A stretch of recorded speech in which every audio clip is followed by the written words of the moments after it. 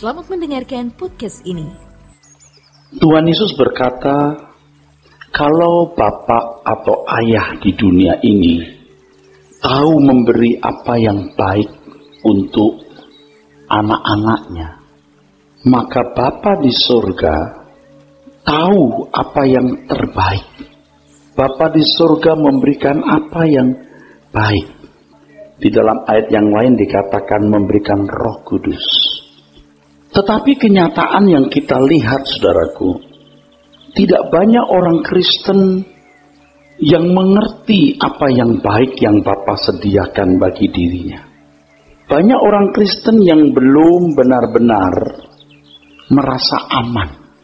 Kalau kita memiliki Bapa yang memiliki, yang empunya segala kuasa, dengan kekuatan yang tidak terbatas, mestinya tidak ada setitik pun ketakutan, kekhawatiran, persungutan di dalam hidup kita.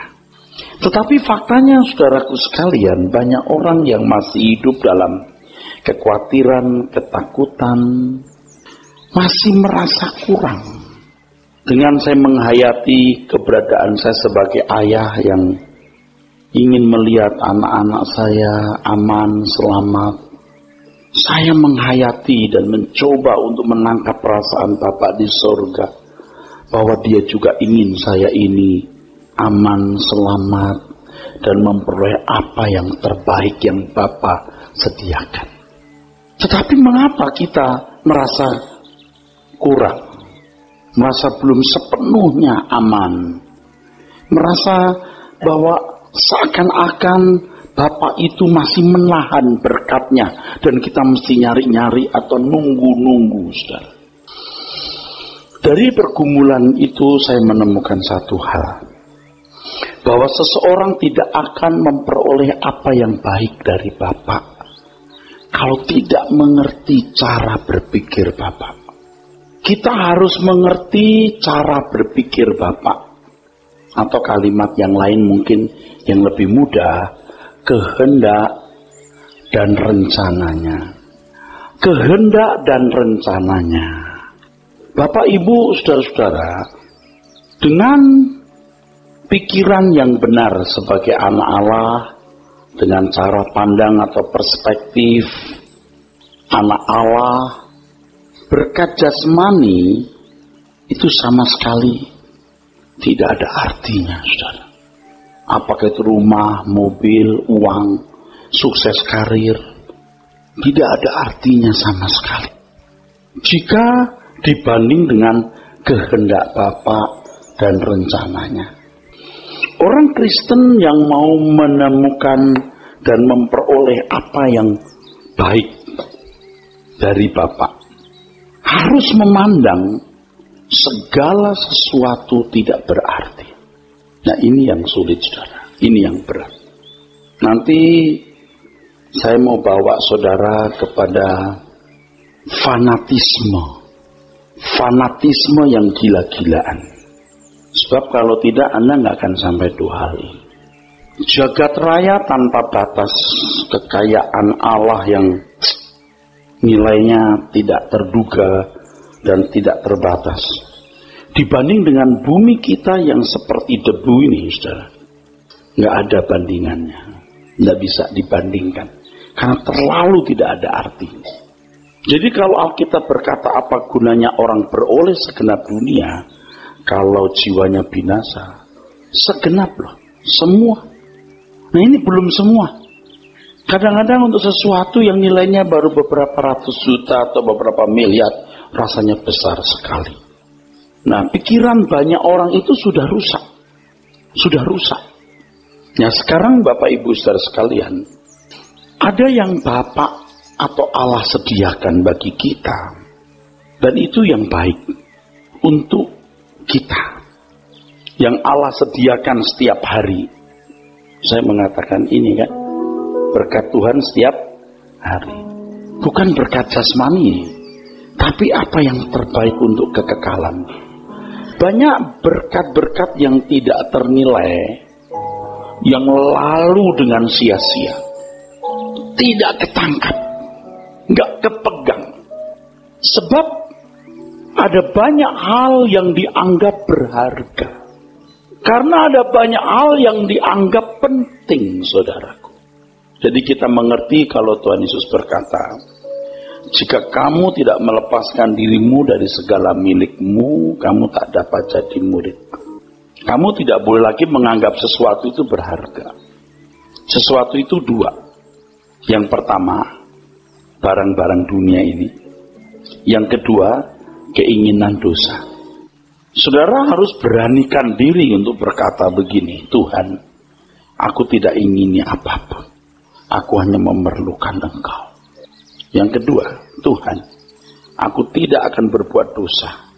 Apapun bentuknya, bagaimanapun caranya. Ya soal nanti membayarnya belakangan, tapi harus ada tekad itu. Dan ini menunjuk orang yang sungguh-sungguh mengasihi Tuhan. Dan Tuhan pasti akan kabulkan permintaan itu.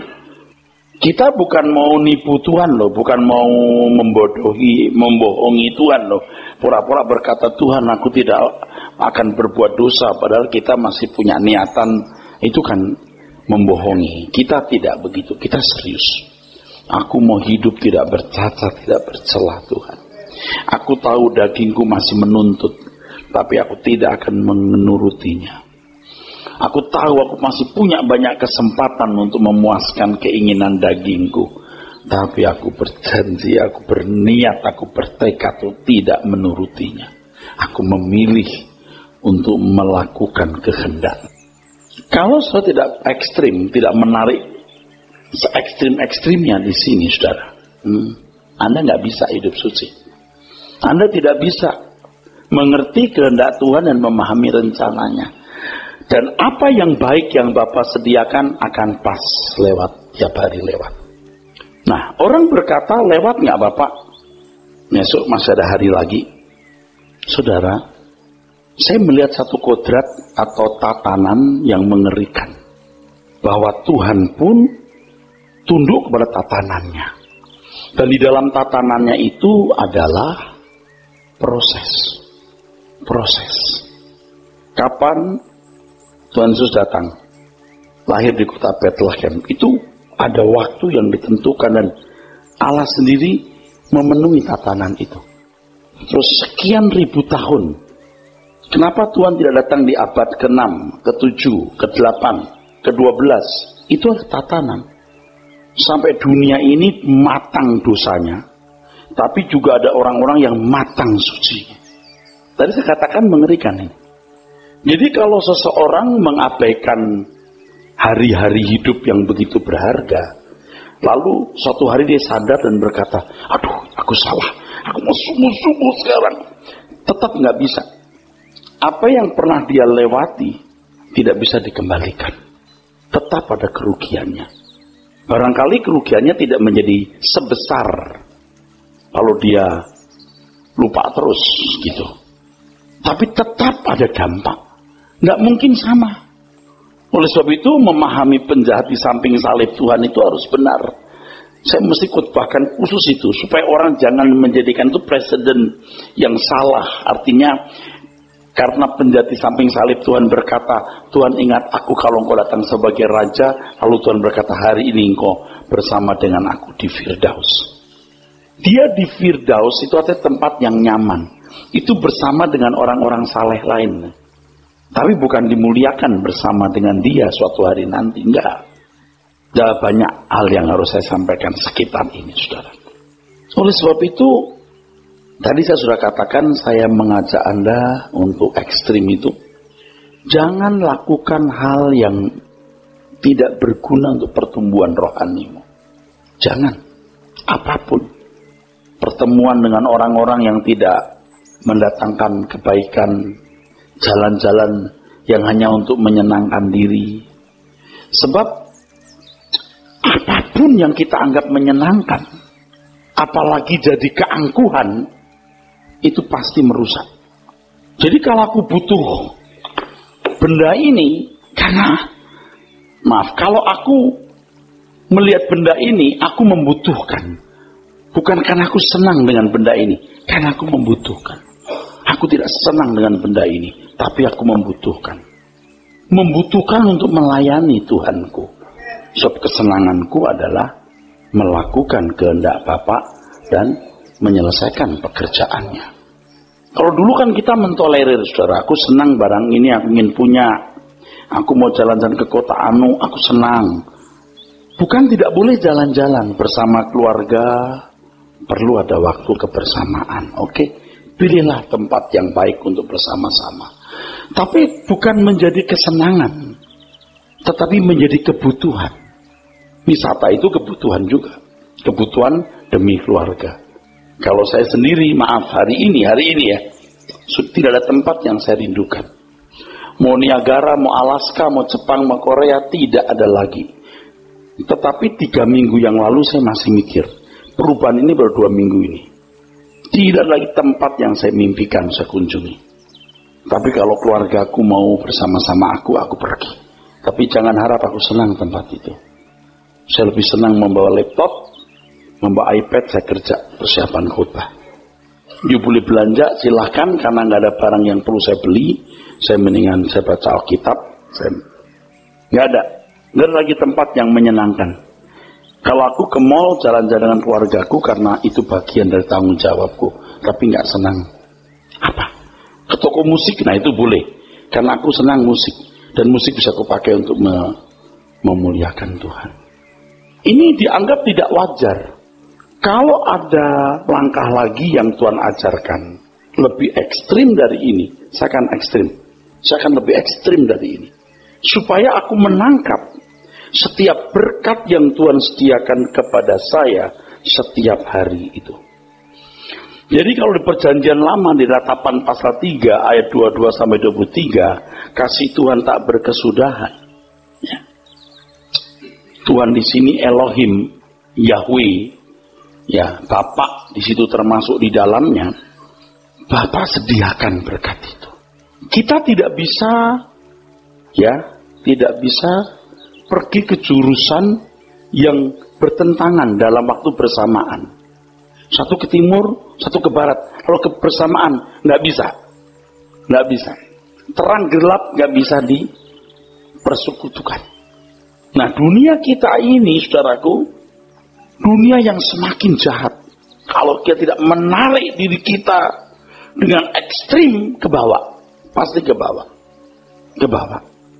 Nah, saya melihat bagaimana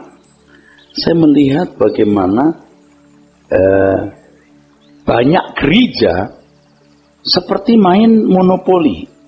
Main monopoli, tahu ya? Dulu kita main monopoli, kita kocok 6 berapa gitu ya, 12 6 ya. 6 4 terus tuh 2 3 terus gitu ya. Beli apa gitu ya. Obligasi lah, apalah, beli hotel apa. Main-main. Enggak ada hotelnya, semua fantasi. Kalau di liturgi gereja sering begitu. Dibaca, ya Tuhan kami minta ampun atas segala dosa-dosa kami. Terus mengaku dosa, kami telah berdosa padamu. Yang mengucapkan itu merasa sudah diampuni juga. Dosa yang mana juga nggak jelas. Dan dosa itu apa juga nggak tahu. Terus, Allah sungguh baik, haleluya, amin, baik ya. Allah yang mana? Itu fantasi seperti main-main monopoli itu loh. Tidak berhadapan langsung dengan Tuhan. Karena apa? Karena hari-harinya tidak berhadapan langsung dengan Tuhan. Nah, Injil yang diajarkan Tuhan Yesus, saudaraku, tidak bisa dipersekutukan dengan dunia sama sekali. Kau pilih aku, percaya padaku, kamu tinggalkan dunia sama sekali. Bukan ikut Tuhan supaya diberkati. Nah, itu bangsa Israel begitu. Yang orientasi berpikirnya masih berkat jasmani. Minggu lalu kan saya mengajarkan itu, saudara sekalian. Berbeda. Itu bangsa Israel. Kalau orang Kristen, saudaraku, itu dijadikan oleh Tuhan anak-anaknya. Kan ini Allah Elohim ya. Di situ ada Bapa, ada Anak dan Roh Kudus. Ini disebut Yahweh. Kalau orang Israel kan nyembah Yahweh begini. Dia tidak tahu di dalamnya ada Bapa dan anak. Yahweh. Begitu Tuhan datang ke dunia, dia perkenalkan ada Bapa, ada anak. Minta kepada Bapa, kita masuk ke sini. Masuk bicara kepada Bapa. Karena Tuhan Yesus sudah menjamin pengampunan dosa, memikul dosa kita, menghubungkan dengan Bapa. Dan suatu hari nanti kita akan menerima kemuliaan bersama-sama Tuhan Yesus. Ini gambar sebenarnya nggak bisa mewakili yang saya maksud. Kita itu boleh masuk ke sini loh, berdialog dengan Bapa ini loh, saudaraku. Bapa itu ada di tempat yang tidak akan pernah terjangkau. Itu misteri di atas segala misteri yang tidak akan pernah terbongkar selamanya. Tuhan Yesus yang menyatakan Bapa dan kehendak-kehendaknya melalui dirinya. Bapa itu rohnya melingkupi jagat raya ini. Dan kita bisa nyetrum, bisa dihubungkan dengan Bapa. Karena Roh Kudus dimeteraikan di dalam diri kita. Hebat loh, saudara. Ini kekayaan di atas segala kekayaan. Kalau kita berkata, jika Bapa yang jahat tahu memberi apa yang baik pada anak-anaknya, apalagi Bapa di surga memberikan Roh Kudus. Roh Kudus. Dulu saya nggak ngerti, kenapa sih pakai kata Roh Kudus, kenapa nggak pakai kata yang baik? Kok Roh Kudus? Karena segalanya nyambung dengan Bapa. Kamu tidak usah mikir macam-macam. Nggak ada artinya kekayaan dunia itu. Bapa itu pribadinya nggak akan tersentuh. Misteri segala misteri. Nah, pendeta-pendeta nih ya yang hadir di sini harus belajar menyentuh hadirat Bapa. Setengah-setengah satu, pelan-pelan. Bapa, Bapa. Terus, haleluya. Saya menembus langit terus sampai ke Bapa. Wah, seni menemukan Bapa itu indah. Biar gitu ngantuknya, capeknya hilang, lelah sepanjang hari itu. Biar kalau udah menyentuh Bapa. Nah, para hamba Tuhan, pendeta-pendeta mesti begini sampai sini. Bapa di sorga, dirasa di sini. Bapa di sorga. Ini nggak gampang. Kalau hidup kita kotor sedikit, rasanya juga nggak nembus-nembus, saudara. Kalau kita jahat sedikit juga rasanya nggak nembus. Kalau kita punya kesenangan-kesenangan tertentu nggak nembus. Ya, saya belum sempurna, tapi sudah mulai ngerti rasanya. Bapa, kita bisa. Kalau dulu orang saya cuma Elohim Yahweh, Yahweh. Dia tidak tahu dalam ada siapa. Ternyata ada Bapa dan Anak. Kita bisa menembus ini. Dan Bapa memberikan Roh Kudus, disetrumkan, disambungkan itu. Rohnya memenuhi jagat raya ini, saudaraku. Rohnya melingkupi jagat raya. Dan kita boleh dilingkan. Itu Roh Kudus dimeteraikan itu di situ. Kamu mau dimeteraikan nggak? Makanya kalau kita mau dimeteraikan ya 1 Korintus 6 ayat yang 19-20. Kamu tidak berhak memiliki apapun karena tubuh bait Roh Kudus.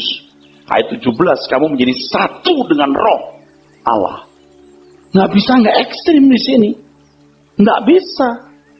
Dan satu lagi yang saya mesti tambahkan di sini, saudaraku, soal ekstrim sih, jangan sampai salah mengerti juga. Ini juga yang membuat saya gelisah. Banyak orang itu nggak dewasa mentalnya, nggak dewasa. Mental saja nggak dewasa, apalagi rohaninya. Jadi masih gampang tersinggung, masih senang dihormati. Wah, itu mah nggak bisa mengimbangi Bapa, nggak bisa. Saya juga belum sempurna, saudara. Tapi saya berusaha untuk mengimbangi keagungan Bapa itu. Terlalu mahal dan agung Bapa di surga. Jadi kalau saya kaitkan dengan kekekalan, surga itu luar biasa, saudara. Jadi kalau kita melepaskan segala sesuatu, ini pun gak ada artinya dibanding dengan kemuliaan yang kita dapat nanti. Apa sih yang kamu lepas? Apa sih yang kamu lepas? Kemuliaan yang kamu dapat nanti jauh melebihi semua yang kamu lepaskan hari ini. Nah, ini yang dirindukan orang-orang Jawa, saudara. Manunggaling kawula Gusti. Bagaimana bisa menyatu? Kita yang bisa, karena Tuhan Yesuslah yang memberi jalan akses kita menjumpai Bapa. Kalau belum pernah minta kan, sekarang minta kepada Bapa dalam namaku. Artinya begini, kamu bisa berhubungan dengan Dia. Tapi tentu Tuhan Yesus tidak mengajar kita minta sesuatu yang tidak sesuai kehendak Allah. Dan kalau saudara mengenal kesucian Bapa, Anda tidak akan pernah sembarangan minta sesuatu. Kita kadang-kadang nggak minta apa-apa, cuman Bapa. Haleluya, haleluya. Udah. Kita tidak akan berani minta sesuatu kalau sesuatu itu belum tentu sesuai dengan kehendak dan rencananya. Jadi kalau saudara serius menjadi anak Allah, huios itu, Ibrani 12, melepaskan beban dan dosa. Itu yang merintangi, itu bukan isi dari perlombaan. Perlombaannya bukan di situ. Beban dan dosa ditanggalkan, baru dididik. Mentalnya dididik, rohaninya didewasakan ke arah seperti Yesus atau ke arah Kristus. Sekarang kita mengerti kan, Ibrani 12 ayat 1 itu. Melepaskan apa? Beban dan dosa. Jadi kalau orang masih punya beban dan dosa, kartu mati. Masih menyenangi dunia, kartu mati dia. Udah mau terusin jadi Kristen, nanti begitu terus. Jadi begini saudaraku sekalian, seperti begini. Orang kerja, apa ya, bentuk kerjaan apa, ternyata karet kayak apa kayak itu. Hasilnya cuma tes. 2-3 tetes saja, tidak maksimal. Makin bejana hidupmu kau kosongkan dari kesenangan dunia dan hasrat dosa, makin dipenuhi oleh Allah tanpa batas. Dan saya ingatkan tadi bahwa waktu ini berjalan terus. Kalau kita lewati dengan sia-sia, nggak bisa dikembalikan. Dan saya kadang-kadang takut di sini. Allah, karena Allah sendiri tertib dengan tatanannya itu, nggak bisa diulangi lagi. Jadi kalau saudara dengan Tuhan masih perhitungan waktu, perhitungan tenaga, pikiran, uang, Anda nggak bisa diajak jalan bersama dengan Tuhan. Ini realitas yang dahsyat, saudara. Realitas yang tak bisa kita bayangkan. Kita berurusan dengan pribadi agung yang luar biasa. Makanya saya lihat kegaduhan politik, ikut marah, kesel. Oh enggak sekarang. Atau kurang paling tidak. Enggak ada artinya itu. Saya mau lihat bagaimana Tuhan berperkara. Allahku besar. Jadi saya bisa mengerti mengapa orang-orang Kristen di abad mula-mula ketika teraniaya, mereka begitu kokoh. Kecil itu. Kalau di dalam Alkitab dikatakan, penguasa-penguasa berkomplot melawan engkau ya Allah. Ya, tapi apa artinya mereka? Seperti debu engkau hembus mereka. Kalau di dalam masa aniaya dulu kan hebat sekali, saudara. Ketidakadilan yang kita lihat hari ini, kesemenang-menangan manusia di sekitar kita ditaktor mayoritas di banyak tempat di seluruh belahan dunia ini. Biasanya kalau mayoritas itu ditaktor. Tapi ya, tidak semua negara begitu. Nggak ada artinya. Dan itu merupakan sarana Tuhan untuk mengingatkan kita, dunia bukan rumah kita. Mau bagaimana bergelombang dunia ini, buat kita tidak masalah sama sekali. Jadi sekarang Bapak Ibu harus memaksa diri keluar dari dunia. Keluar dari ikatan dunia. Yang namanya kesenangan sudah tidak boleh ada. Kalau itu tidak menyenangkan Tuhan, tidak perlu kita ingin dan tidak perlu kita miliki. Harus bisa membedakan antara kebutuhan dan kesenangan. Apalagi demi keangkuhan. Jadi kalau ada orang masih menyukai beberapa hal, sesuatu untuk kesenangan, lalu untuk keangkuhan lagi, wah itu udah kartu mati. Jika saudara berkata, Pak, tapi normalnya manusia. Lah, you mau diajak normal di mata Tuhan atau normal di mata manusia? Sebab kalau engkau mau normal di mata manusia, ya begitu. Martabatmu ditentukan oleh kekayaan dunia, oleh segala aksesoris dunia ini. Tapi kalau kamu bermartabat anak Allah, batiniahmu yang dibaharui dari hari ke hari. Jadi Bapak Ibu yang hari ini merasa tidak punya kekayaan, miskin, tidak masalah. Itu kesempatan saudara untuk membangun kehidupan rohani yang baik. Kalau Anda sudah terlanjur jadi orang kaya, menikmati kekayaan, maaf ya, Anda sampai tidak bisa diperbaiki lagi. Tapi kalau masih bisa diperbaiki, syukur. Nah konyolnya lagi, udah miskin nggak bisa diperbaiki, itu lebih repot lagi. Jangan begitu, saudara.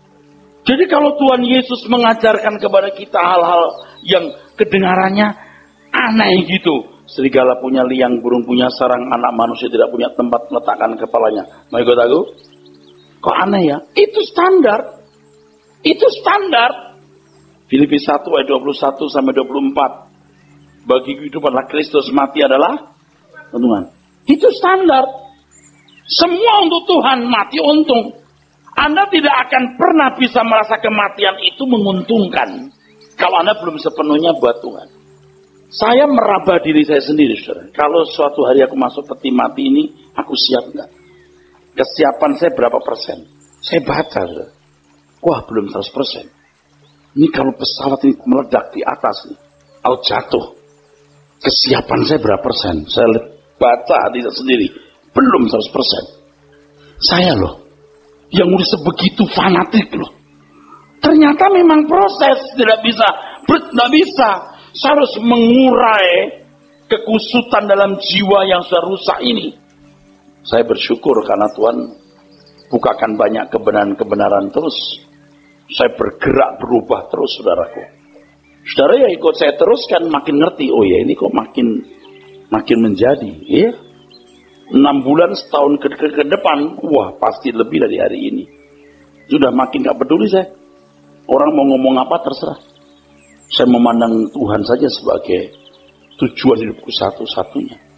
Saya raba seberapa kesiapanku. Belum 100%. Karena belum 100%, saya mau lebih fanatik, militan tanpa batas. Karena Tuhan tak ternilai harganya, saudaraku. Kalau Tuhan bisa memberikan kepada kita berkat sekaligus untuk pendewasaan rohani ya, saudaraku. Untuk penyempurnaan maksud saya. Brek gitu, langsung jebret, set, wah enak. Ternyata tidak, itu masalahnya. Itu masalahnya. Tetap bertahap, saudara. Tetap bertahap. Saya hitung sisa umur saya tinggal berapa ini. Kadang-kadang agak sedikit licik ya, bukan licik ya. Ya ada liciknya dikit tapi tulus ya, tapi tulus. Saya bilangin Tuhan umurku berapa sih gitu. Aku tidak tahu kapan aku mati Tuhan. Oleh sebab itu aku minta biar aku bisa hidup sempurna, tidak punya cacat sama sekali. Nggak bisa juga. Besok meleset saja. Aduh, tadi kenapa mesti ngomong begitu ya? Padahal aku minta dengan aku bikin salah. Kok masih ya Tuhan? Saya seperti maksa Tuhan, aku pokoknya sempurna. Tapi nggak bisa. Ya agak sedikit mengakali Tuhan rasanya. Bahkan aku tidak tahu kapan aku mati Tuhan. Tolonglah aku sempurna segera. Nggak bisa. Tetap proses, saudaraku.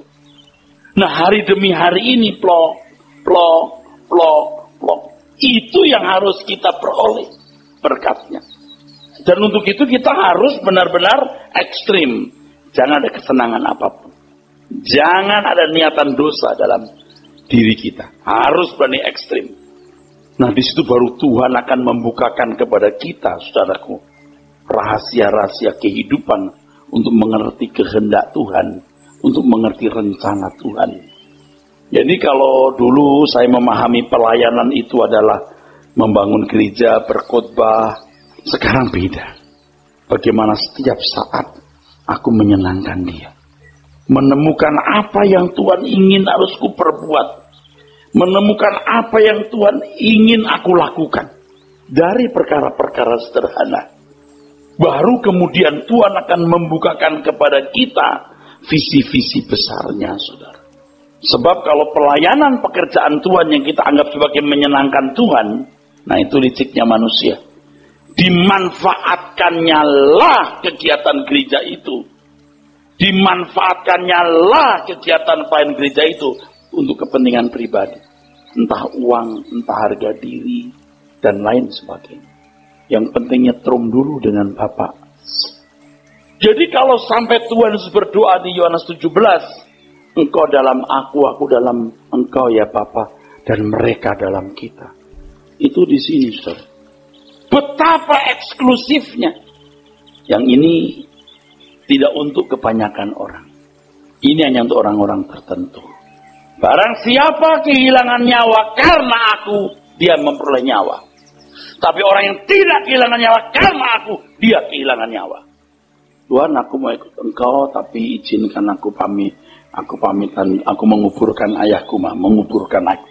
Lukas pasal 9. Biarlah orang mati menguburkan orang mati. Anda tahu maksudnya apa? Dulu di zaman itu ada tradisi, di mana kalau seorang anak bisa menghadiri pemakaman orang tua, tapi tidak hadir, dia kehilangan seluruh hak warisnya. Tuhan sebenarnya bukan bermaksud mau mengajar orang tidak menghormati orang tua, tapi dari pernyataan itu emang gila bener. Kamu ikut aku, kamu harus rela kehilangan seluruh warisan, dan engkau memperoleh aku. Ini nanti sama dengan kalau kamu tidak membenci ayahmu, ibumu, saudaramu laki-laki dan perempuan, kamu gak layak bagiku. Lukas pasal 14 ayat 26. Itu tidak bermaksud anak-anak membenci orang tua, tapi cinta kasihmu kepadaku harus melebihi cinta kasihmu kepada siapapun apapun. Dan demi pengiringanmu kepadaku, kamu rela kehilangan apapun, bahkan yang paling kamu cintai. Sekarang tergantung saudara seberapa jauh seberapa serius mau ikut Tuhan Yesus. Hari-hari ke depan saya akan bicara lebih keras dari ini. Udah seperti gak nginjek tanahnya, biarin aja. Ikut aku, biarlah orang mati menguburkan orang mati. Artinya apa? Orang yang masih mengharapkan punya sesuatu di bumi ini, kartu mati buatku. Hebat bener saudaraku. Wah, kalau begini siapa yang mau ikut Tuhan? Ya, dari dulu juga murid-murid berkata, kalau demikian siapa yang akan diselamatkan? Sedikit sajakah orang yang selamat? Berjuanglah kamu masuk dalam sempit. Artinya sukar, sulit. Masuk ke sini ini sulit, Pak. Nah sekarang kita sudah tidak ngerti bagaimana kekristenan telah begitu kacau. Tinggal di dalam Tuhan artinya jadi Kristen ke gereja. Udah kacau. Nggak jelas. Anak Allah itu berarti berkodrat ilahi. Huios. Asal mengakui Yesus anak Allah. Yesus juru selamat. Berarti anak Allah. Udah kacau saudara. Nggak tahu bagaimana kita menguraikannya. Tetapi dengan kebenaran yang saya sampaikan ini, saudara akan mengerti Kristen sejati itu. Yang akhirnya setiap saudara harus memiliki pengalaman pribadi yang sangat khas dan sangat khusus dengan Tuhan. Yang tidak bisa Anda ungkapkan, tidak bisa Anda ceritakan kepada orang lain. Ada di kedalaman hati saudara. Sama seperti kalau orang mengaku melayani Tuhan meninggalkan dunia. Bagaimana kita tahu dia meninggalkan dunia? Percintaan dunia dalam batinmu. Bukan soal barang apa yang kau miliki. Tapi apakah ada keterikatan engkau dengan barang itu? Tidak harus 2 miliar. 20.000 pun kalau jadi ikatan, tetap ikatan, saudaraku. Ikut Tuhan Yesus berarti tidak ada yang berharga kecuali Tuhan. Ikut Tuhan Yesus berarti tidak ada yang kita perlukan selain Bapa di surga. Saya berlutut di kaki Tuhan. Saya menangis terseduh-seduh waktu saya berkata, Bapa, aku memerlukan Engkau. Aku memerlukan Engkau. Dan ekstrimnya saya ucapkan kalimat begini, jujur ya. Aku tidak memerlukan siapa-siapa. Dan aku tidak memerlukan apa. Aku memerlukan. Sambungkan aku dengan rohmu. Strong. Saya takut ngomong begini, teman-temanku jadi takut ikut saya loh. Tapi kalau nggak begini Anda tidak menyelamatkan orang. Ibarat seperti Musa yang menuntun umat Israel dari Mesir ke Kanaan. Saya itu seperti Musa. Yang saya harus jalan dulu. Ayo kita pergi. Ayo kita jalan menuju Kanaan surgawi. Dan untuk itu harganya adalah segenap hidupmu tanpa batas. Lepaskan. Tinggalkan Mesir. dunia ini dengan segala kesenangannya.